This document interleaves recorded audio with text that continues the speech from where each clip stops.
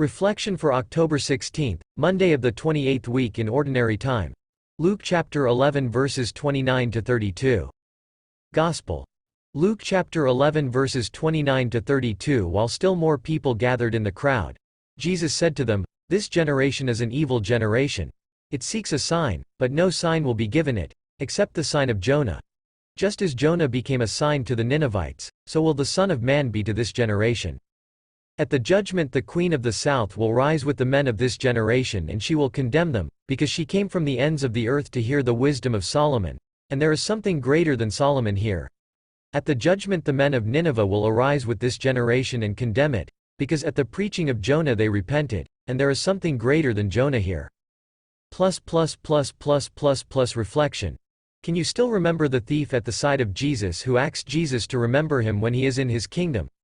The thief had an on-the-spot salvation because he repented from his sins. Luke chapter 23 verses 42 to 43.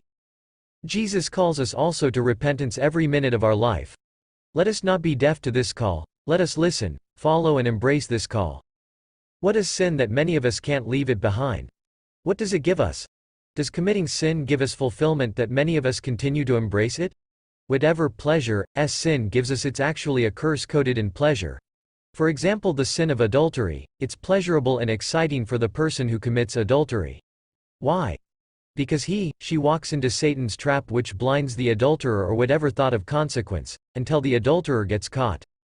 As the person enjoys the pleasure and excitement, sins and problems start to pile up as well, until such time that it destroys the individuals involved in the sinful relationship.